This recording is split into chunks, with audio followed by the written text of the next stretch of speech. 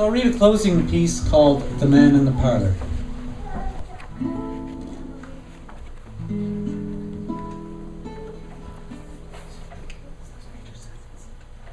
Come in. He's in the parlour, she says excitedly, opening the door for you. Now you are inside her kitchen. She's standing alone near the Waterloo stove, waiting for the kettle to rumble. And then there is nobody in the house with her, not even you. She can barely understand the thought of that she is alone, a widow, and has been for most of her life. She spends her time near the window, following the clouds that pattern the sky, or losing herself in the crystals that gather and melt over the glass.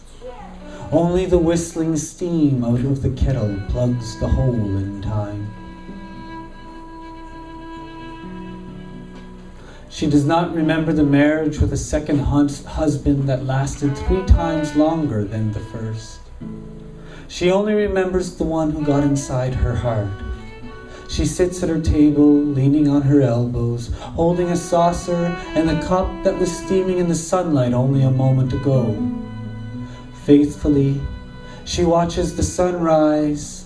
She sits in the same place with shoulders hunched at day's end and doesn't see it set behind the house, blackening the hill.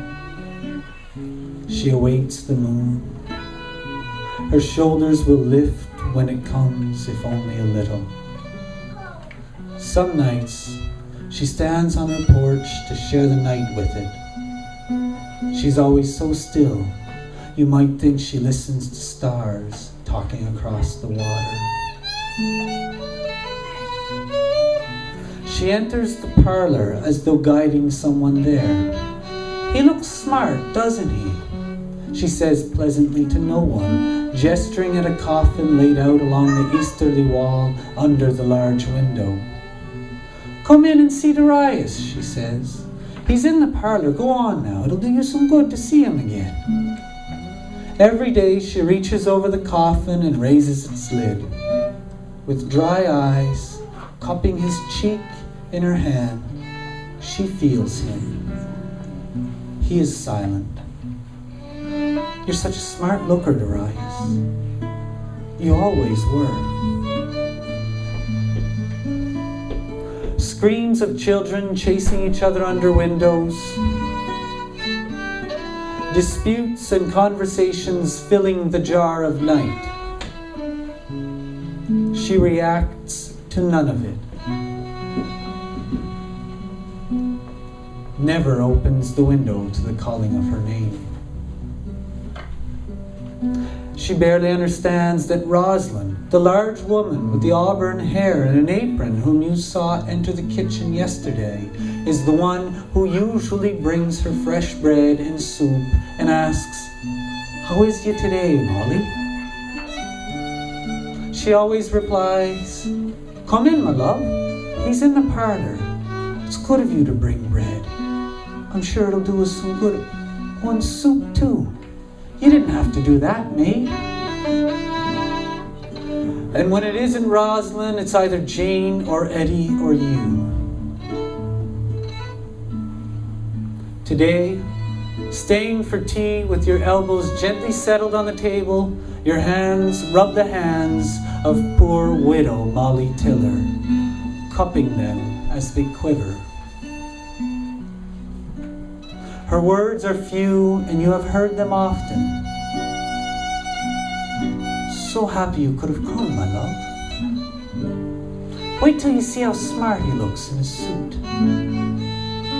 He's in the parlour."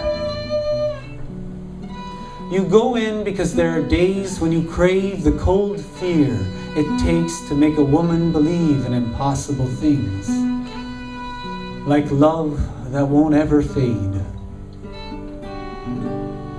And you go to be reminded that your own man's casket could just as easily show up inside your home. He too could drown. Any given day he could.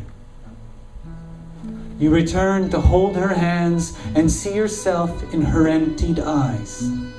standing there with Gid and Richard, your brothers, warning you with the same words she heard on that day. Don't you open the casket, love. He's just not in there.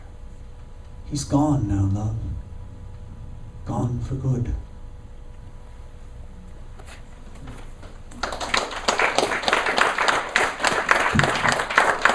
A big round of applause for these two very, very fine gentlemen.